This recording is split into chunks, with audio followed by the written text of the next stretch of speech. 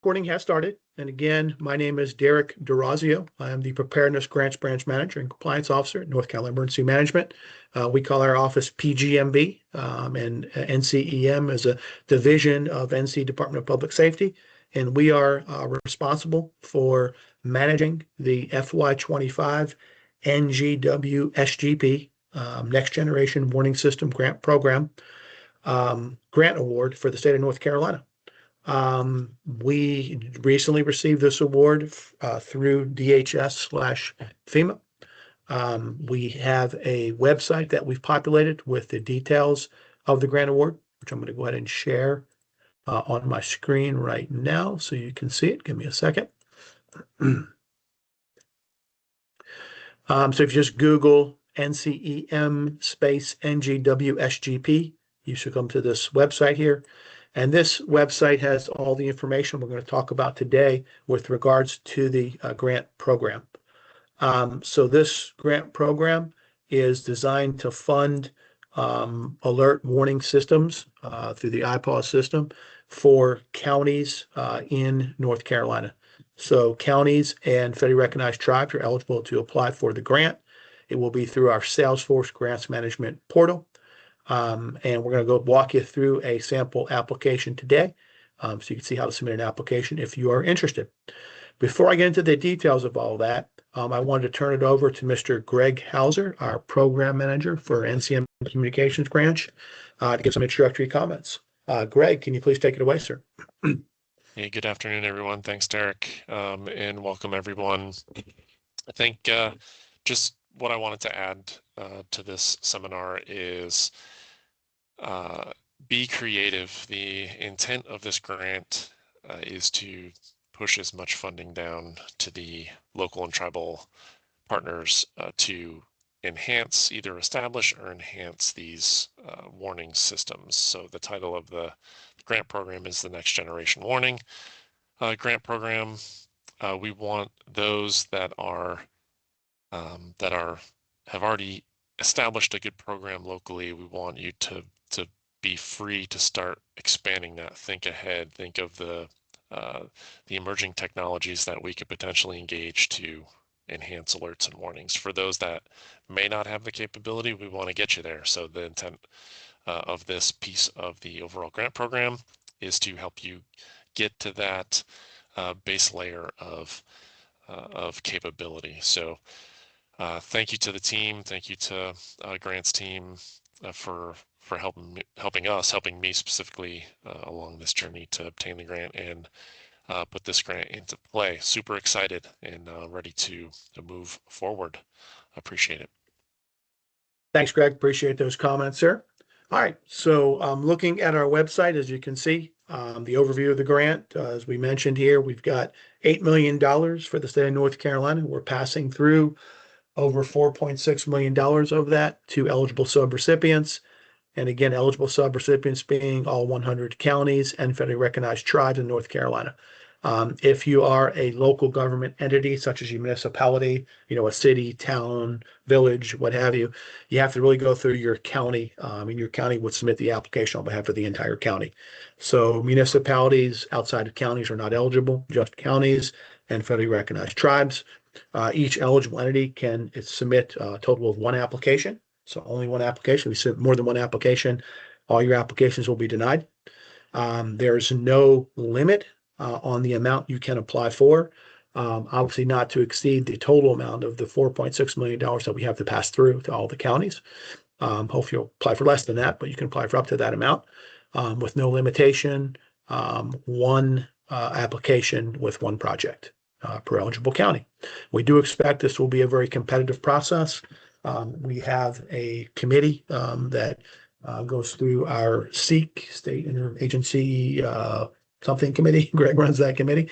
That committee will score the applications, and it will be based all on your answers to the questions you provide to the application in Salesforce. So if you look in this website here, these are going to be your scored questions that you'll have to answer in Salesforce, and these are the amount of points that you get for each. So your vulnerability addressed, this is what you have to address with that question, worth 25 points. Your capability gap, again, worth 25 points. Your solution to address that vulnerability and that capability gap, 25 points. As Greg mentioned, the cost, complexity, implementation, management of the project, right? We want successful, transparent implementation, and confidence in cost reasonableness. So 15 points for that.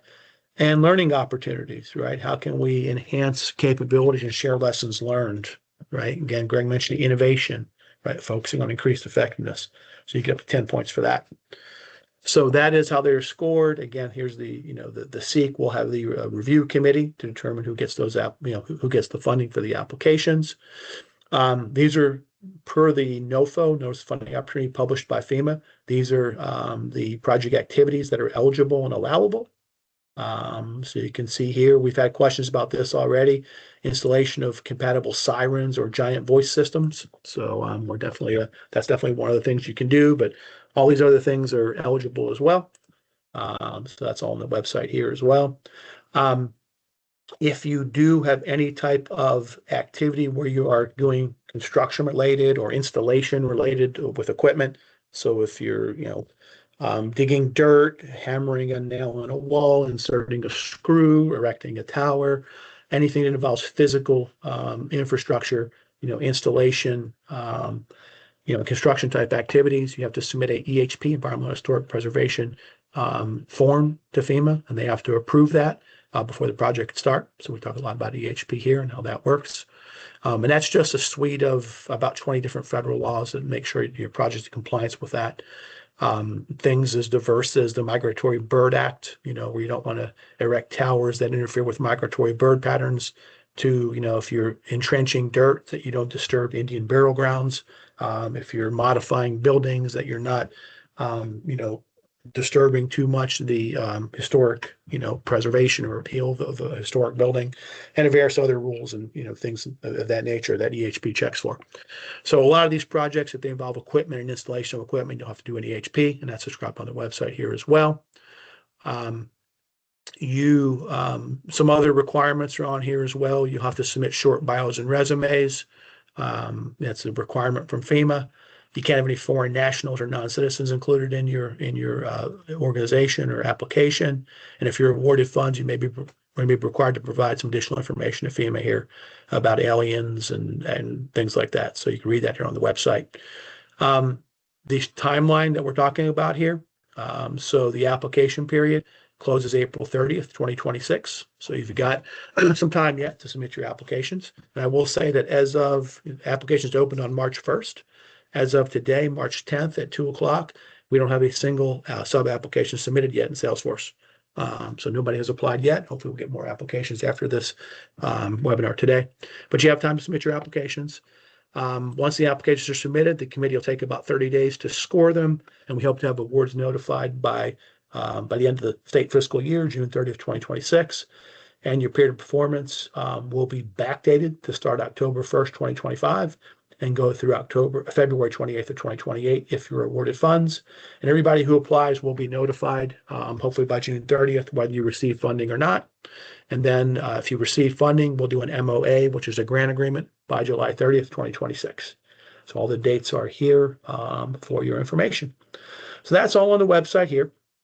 All right. To actually apply, though, you have to apply through our Salesforce Grants Management portal. So before I jump into the Salesforce demonstration, are there any questions about anything we've talked about so far with respect to our website or any general information about the grant before we jump into specifics of Salesforce?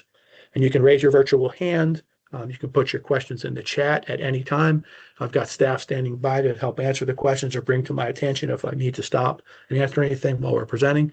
And we'll take question and answer breaks like we're doing right now for anybody that has any questions or concerns. All right, seeing none, we'll jump right into the Salesforce aspect of this.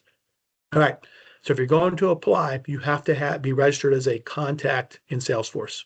Okay, so your organization and all 100 counties already have accounts in Salesforce, but your organization has to have an account in Salesforce, and you have to be registered as a contact associated with that account. We try to limit it to 5 active contacts per county, per account in Salesforce, because it doesn't cost you anything for Salesforce, but we have to pay for Salesforce access for y'all. So we try to limit to 5 active contacts, per county. But if you need to be a contact registered with your county, you can just simply, there's a video here that tells you how to register, or you can just click on, the link here. And on this link here, you can see the new user click here form right here. I have to refresh this. Sometimes it's already open in my browser. When you open this up in your browser, there'll be a bunch of questions you'll have to answer. It's not up here because I had to refresh my browser, so it's cached. But you'll have to answer a bunch of questions and submit the form, and then we'll approve the registration, and you'll receive access to Salesforce once you complete that form. All right, so that's how you get access to Salesforce. Once you get access to Salesforce, your login will be your email address and whatever password you choose. If you forget your password, you click on this form this link to reset your password. But let's just assume you can all log into Salesforce. And if you have access to Salesforce, I encourage you to log on right now, and we'll take you to your view, what you will see as a county in Salesforce. So you'll hit the login button, you'll log in, and it will look something like this. Okay. When you all log in, this is what we call our community view of Salesforce, or the experience view. This is what counties and tribes and other organizations will see when they log into our Salesforce grants management portal. These things are called objects at the top of the screen. So if you hit the home object here, you see this page. If you click on available grants,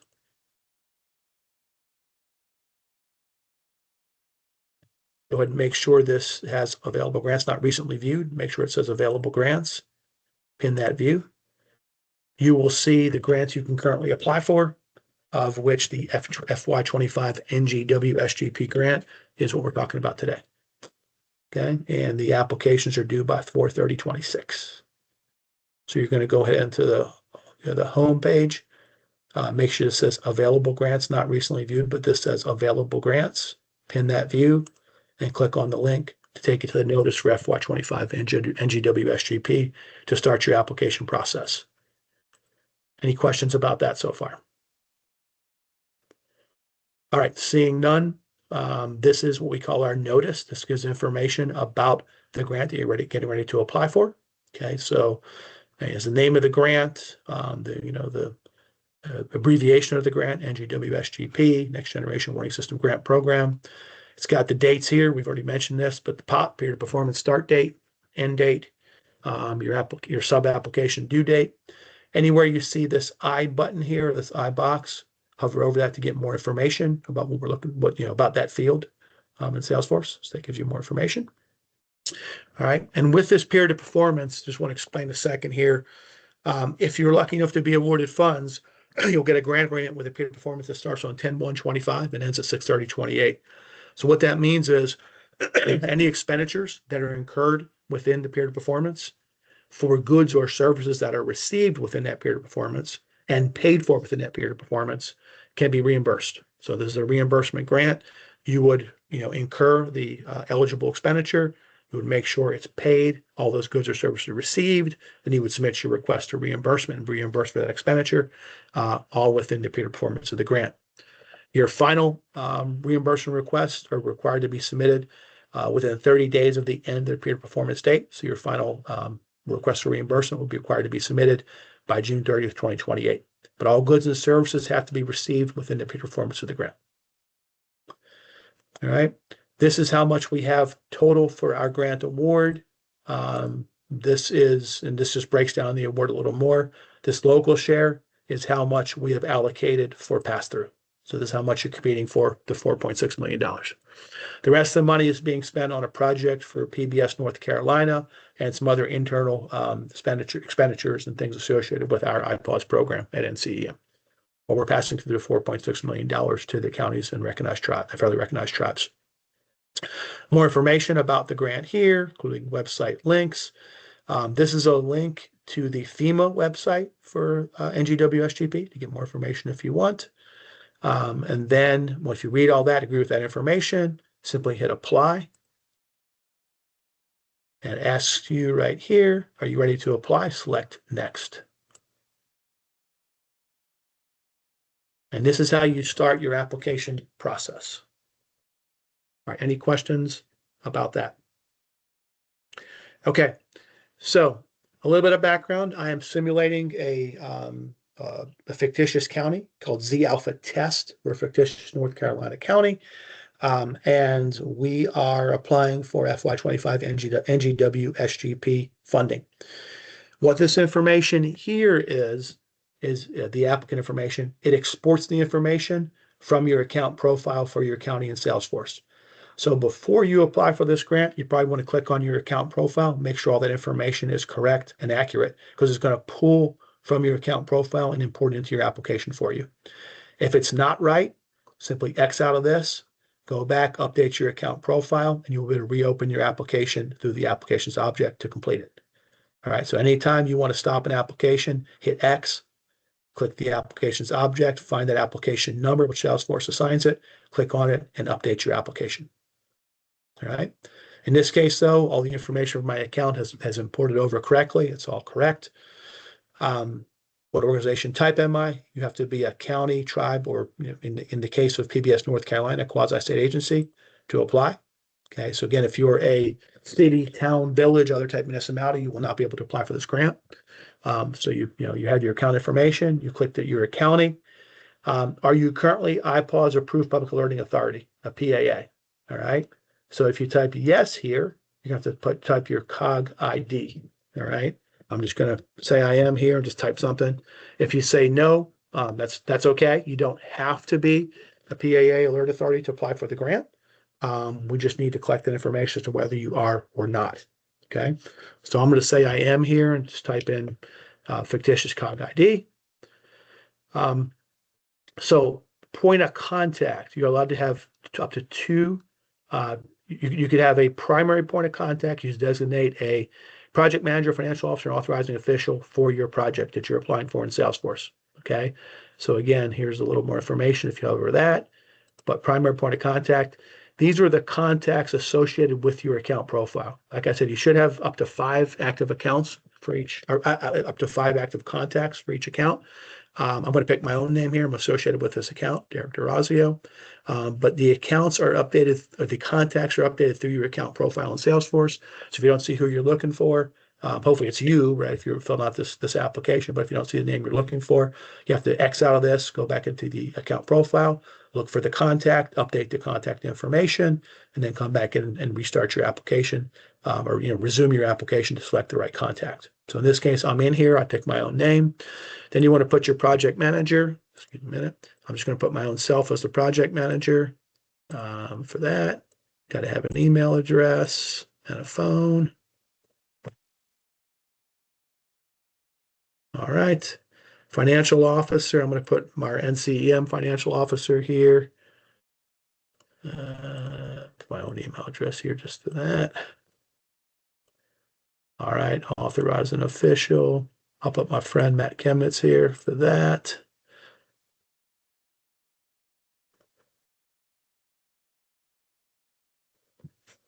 All right. So again, you'll pick the contact in Salesforce who's going to be responsible for this application in Salesforce. You'll indicate who your project manager is, your financial officer, and the authorizing official for the grant, and type that information in this first screen and hit save and next. Okay, hopefully that's all pretty straightforward. So this is giving you the contact information. I picked myself. If I'm ready to proceed, hit save and next. All right, now we'll get into the nuts and bolts of the actual substantive application. Any questions so far on what we've covered? All right, hopefully it's all pretty straightforward at this point. Project title. Okay, so if you click on the I button here, summarize the project, max 100 characters. So you got 100 characters on this to summarize the project. I'm just going to say PP, alert siren. All right. Again, you want to be concise here. You want to capture, what the project is for. I'm making up a project here as an alert siren. You can, whatever you're going to apply for, make your project title up here, limited to 100 characters. Purpose. Again, this tells you in a sentence or two, explain the intent of this project, max 1,000 characters. If you need more space in the box, grab this lower right-hand box here, drag it down or up to increase the size of the box. All right, I'm just going to not waste people's time. I'm just going to say test here at this point. But, you can say whatever you want about the alert siren you're purchasing in this case. I mentioned the EHP earlier. If you are, in this case, I'm going to be installing an alert siren, it's going to require EHP. Because again, that could impact the environment or properties. It involves construction, modifications to structures, ground disturbing activities, et cetera, et cetera. It's all described here. It's very broad. So I know I'm going to require an EHP. And again, these links are active hyperlinks to get more information about EHP here. And I'm going to require it. So I'm going to click here and say yes. Okay, almost all the projects you're going to have are going to require EHP if you're purchasing equipment. If you're just purchasing software technically is equipment for in FEMA speak, but you might not have an EHP if it's just software. But if you have physical equipment and you're installing it, you're going to have an EHP. All right, then we're going to save it next. All right, any questions about that information so far? So all that information is well and good, and it's important, right? Every word matters on these applications because there's a competitive application process. So I would choose my words carefully and concisely to convey your projects. Having said that, this screen is going to be your most important screen, okay? This is where you're getting the scored questions and how many points each one is worth. We talked about this on our website as well, okay? So if you go to our website, let me find that website again. These questions are the ones here on the website, right here. Okay, so you could have one tab open on your screen with our website, and the other tab, open to the application you're doing right now. Right, to kind of go back and forth and see. All right. Now, you can also click the I button here, and it gives you the information there we're looking for this particular question. All right. So you want to be really, really, persuasive and concise as you word these questions. Okay. I'm just going to make something up here so we can move on with the demonstration. Test. All right. What significant gaps exist in your current alert and warning capabilities? Again, you can see there. All right. You can change the box here if you want. All right. Describe your proposed solution. Explain how it aligns with goals and addresses the identified gaps. Okay, again, there. I'll ensure successful, cost-effective, transparent implementation project when they require timeline. This is important. It's only 15 points, but it can make or break your application. On this particular question, you want to show that you have thought through your project, planned it carefully. Hopefully you might have even price quotes available, and you can attach those later. I'll show you how to do that. But you want to show that you have we call it a shovel-ready project, like ready to go, right? And your timeline, it's going to be implemented within the period of performance grant without a requirement for an extension. You're going to be within your budget costs, or you have the money extra to pay for any extra costs yourself. And you're going to be able to successfully complete the project within the period of performance. You want to convey that here to show that you know what you're doing. You've done your homework. You've planned this out. You're going to get in there, get your money, close this grant out, and complete your project within the period of performance of the grant. That's what this is for. All right. And again, you can hit the I button there.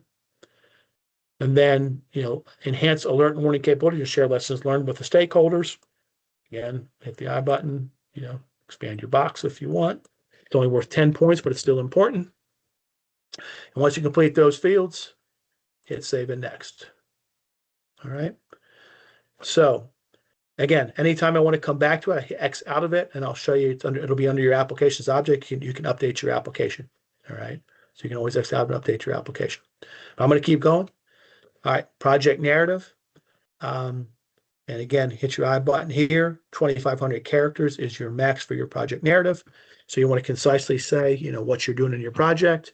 And then while this does not have any scored points associated with it, every word you write in an application could help shade and influence, your scoring of your application with the review committee, right? If you write a bunch of nonsense, or, you have typographical errors, or you write War and Peace really long, you're kind of wasting people's time that have to review all these applications. It's not going to look good on you with your overall application. So again, even though it doesn't say points are scored for these particular questions, it's all part of the milieu of the application that could influence your, how you're scored and whether you get funding or not. So again, I would choose very carefully your words. Use AI, right, to help you write. There's nothing, there's no prohibition against using AI to help you write better and more effectively and persuasively, for these project narratives. All right. Budget narrative. Again, this is really, really important because you want to show you have a budget plan. You're going to maximize cost effectiveness. You have your price quotes. You know what things are going to cost, right? You know what you're going to buy. You'll be able to acquire the materials within the period of performance of the grant. You've thought through any supply chain issues or other factors that you might have, and you're ready to go procure the items and implement the project. Going to persuade us of that in your budget narrative. So what exactly are you going to buy here? Impacts and outcomes. Okay, so again, you're trying to show, if you get this money, all right, and you buy this stuff, what's the impact? What's the outcome? What's the greater good? Right? You want to put that here. All right. These are your milestone completion dates. All right. So again, you're not bound by these dates. These are just dates to show that, hey, I have a plan in my head. I'm going to complete this project. I'm not just applying for money willy-nilly, and I'll figure out when I get the money, right? I know what I want to do, what goals I want to meet for my timeline. That's what we're looking for here, all right? So, we mentioned the MOAs should be available by July of 2026. So, we'll just put, July 31st, 2026, execute my MOA with my grant agreement. So assuming I get my MOA in July, when am I going to purchase my goods? So I'm just going to say here, we're going to purchase all of our goods, by December 1st. All right. My final reimbursement request, I'm going to do that by, let's see, we'll say June 30th of 2027.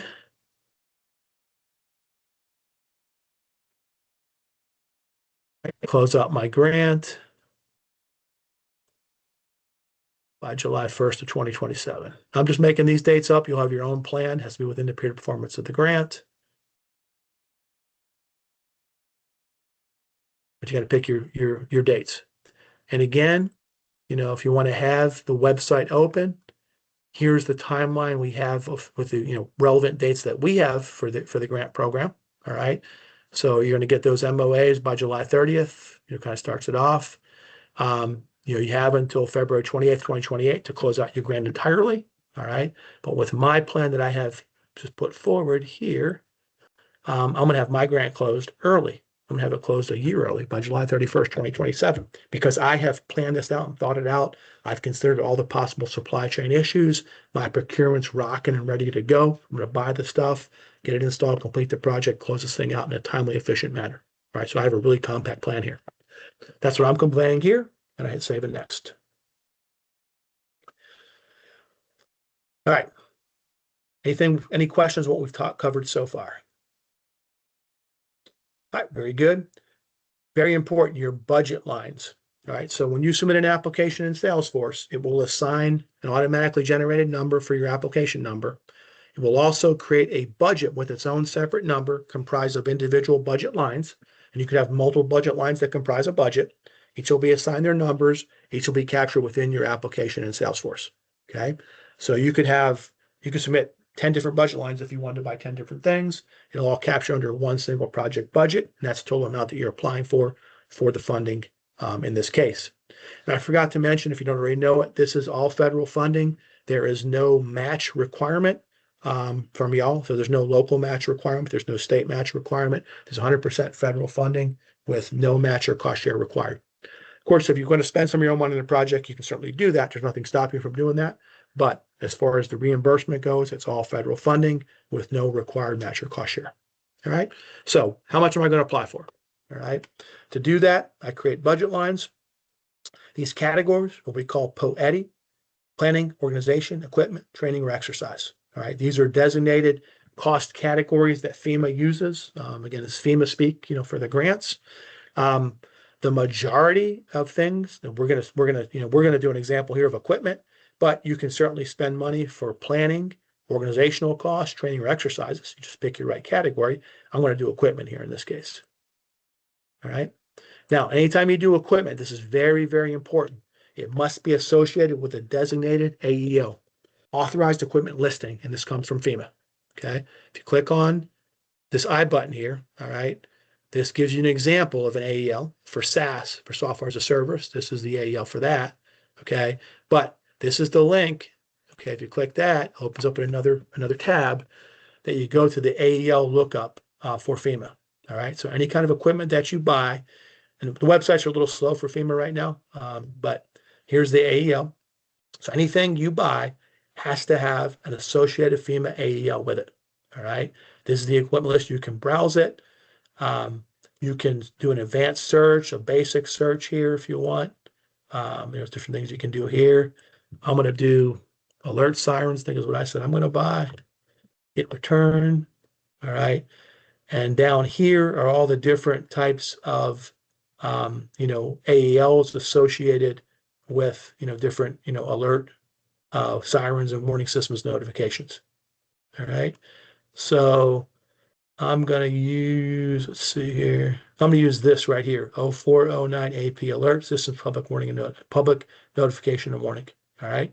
I'm going to go and just copy that right here. And you get more information if you click on this link. Tells you what this is all about. All right.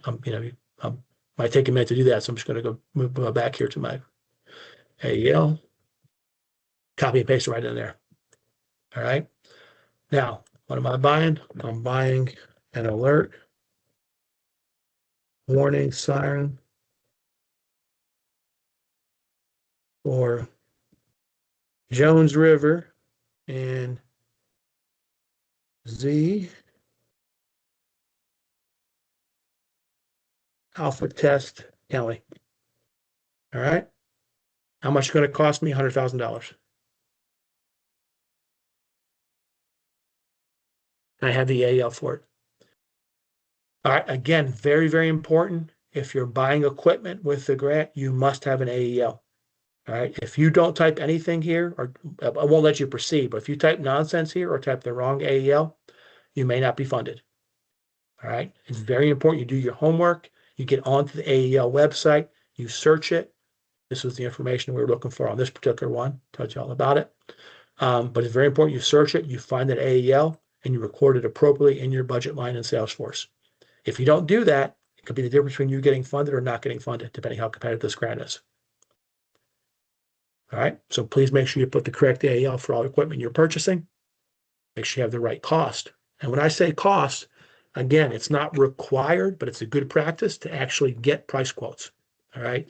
Get price quotes so you have a good idea of how much this thing's going to cost you. If you're just spitballing here and making something up, then it's an imprecise application, right? That may cost you your competitiveness of the application. I would know exactly how much you want to spend. And granted, price quotes can change over time. I understand that. But at least if you have something in hand now when you're applying, it gives you a basis to apply for. The other thing to be aware of is when we talk about total cost, we do not reimburse taxes. It's not reimbursable under the federal rules. So any kind of taxes would not be included in your reimbursement. You'd be responsible for that. So this is just the cost of the item itself, exclusive of taxes. We can pay shipping and handling, but we cannot pay taxes. All right. We can pay for installation of equipment as well. Okay. If you're not installing it yourself. So that can be included too. But we don't pay taxes, but we certainly pay for the cost of the equipment, shipping and handling, and installation of the equipment. All right. So there we go. We could create additional budget line if we wanted to. For sake of simplicity, I'm not going to do that. But again, you can have as many budget lines as you want to equal your total budget. All right, I'm going to say no additional budget lines. All right, here's my summary. I asked for $100,000 for equipment, and this is my budget line that assigns me budget line 4712, total budget $100,000 for my alert warning siren. Again, if I want to edit it, create a new budget line, delete it, I can do all that here if I want to, but in this case, I'm finished with my budget. Any additional information you want to add, not required. You can scan this box and make your, kind of final closing argument, if you will, as to why you need these funds. All right, I'm just going to say test here in this case, but say whatever you want. And here's where you're going to be required to upload those bios and resumes that I talked about. This is just a requirement from FEMA. So pretty much the senior leadership involved with this grant, you have to do a short, just one page bio or resume for those folks. It's not something that's going to really impact your scoring of the application. It's not something we need. It's a federal requirement we have to collect the information for. So I wouldn't go crazy with this. I wouldn't try to attach, hundreds of pages of bios and resumes and CVs. It's not going to get you any more money. I would just meet the minimum requirements, have a short, brief bio or resume for each person involved with the grant and upload it here. You can upload as many as you want. You just simply click upload files. Here I'm going to my downloads folder on my computer, but this is my local computer. All right. So I'm going to go ahead and just pick something here. Let's do this.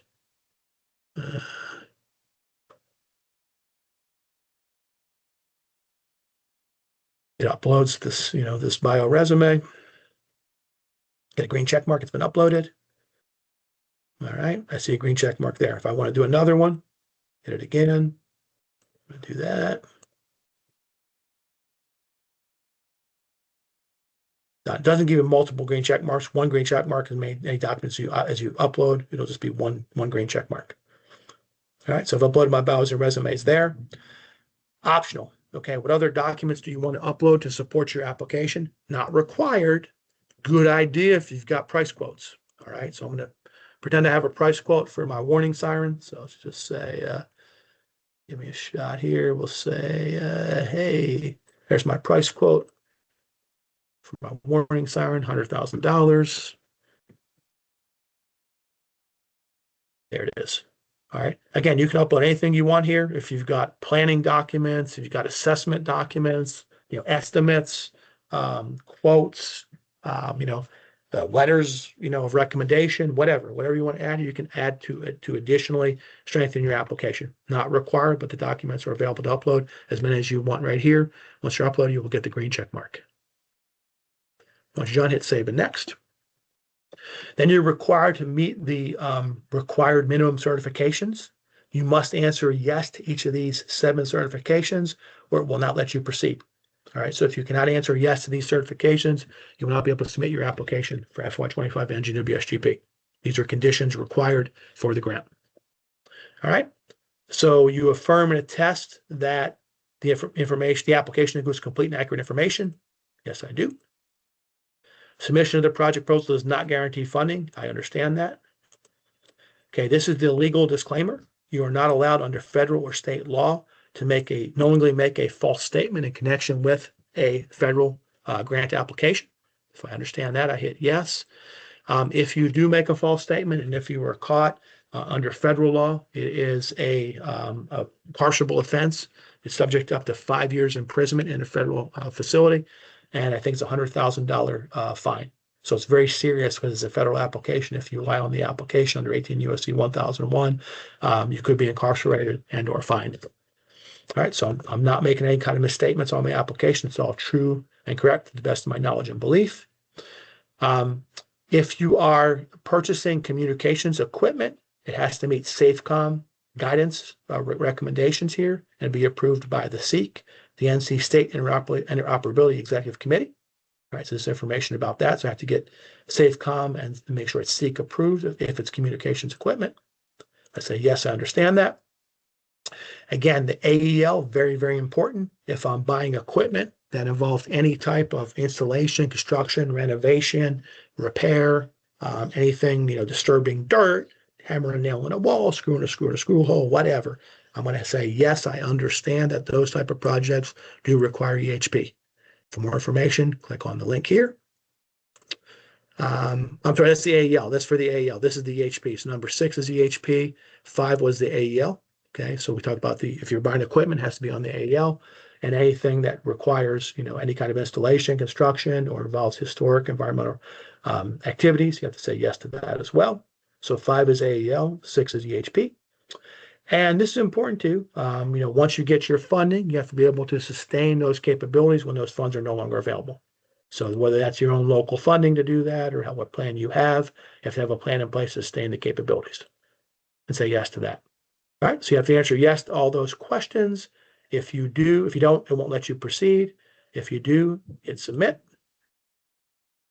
And your application has been submitted. Click here to view your submitted application. So again, it assigns that unique number, that 1856 number. All right, this is your application that I submitted for Z Alpha test on behalf of for the FY25 NGWSGP program. These are the details of everything I just filled out. Click on related. Okay, you will see the documents that I uploaded. So I uploaded 2 bios and resumes, and I uploaded 1 price quote. They're all here under EM documents. The budget I created, the $100,000 budget I created, with this project is here. Click on the link, you can see it.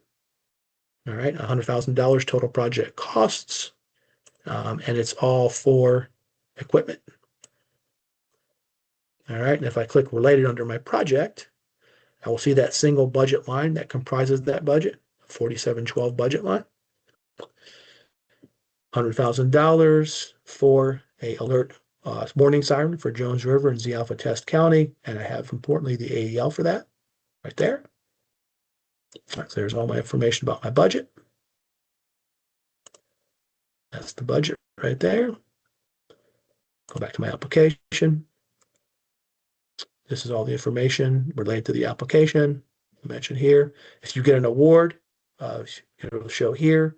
And once you get an award, if you receive an award, you'll get an MOA that will show here, and it will be a project created for you, and you'll do your post-award management out of your project once you're funded for award. On the right-hand side of the screen here is what we call a chatter feature. All right, so you can communicate with grant managers and other people within Salesforce by chattering here. So you can communicate with, if you want to send me a message, you can do that. You can type your message here, and then you just, share it. I'm not going to do it here, but you can chatter it, chatter any questions or concerns you have with your application. And that's, that goes on the right-hand side of the screen here. And this is your complete application for FY25 NGWSGP for a warning siren for the alpha test, $100,000.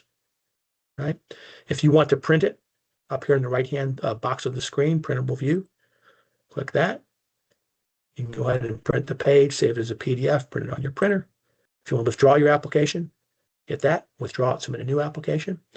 Again, I mentioned if you want to update your application at any time up until the application end date at the end of April, just submit an update application, and I'll walk you back through the application again. So anytime you X out of that application while you're doing it, if you go back to your applications object here, okay, make sure this says all applications, pin that view. Here's the application we just worked on, application 1856 for NGWSGP. Click on that, hit update application, and you can keep working on your application up until those applications are due date of April 30th. On April 30th, when the application period is over, this button will disappear, this button will disappear. Okay. And there's that. And then again, if you actually receive an award, there's a whole nother instruction we provide for you on how to manage that award. That goes through your project, and you submit reimbursement requests and submit reports and all sorts of other stuff once you get awarded. That's subject of another training for another day. All right. That is all I have on how to submit an application for FY25 NGWSGP. I'll stop sharing my screen. So at this time, do we have any questions on how to submit your applications or anything else with respect to the grant program that either myself or Greg can answer? All right, very good. Greg, do you have any kind of conclusion comments that you want to add before we break this meeting?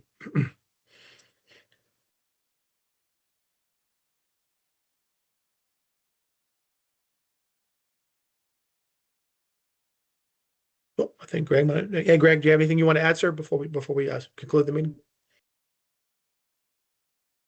All right. No comments from Greg. Anybody else have any questions or concerns you want to add before we stop the recording?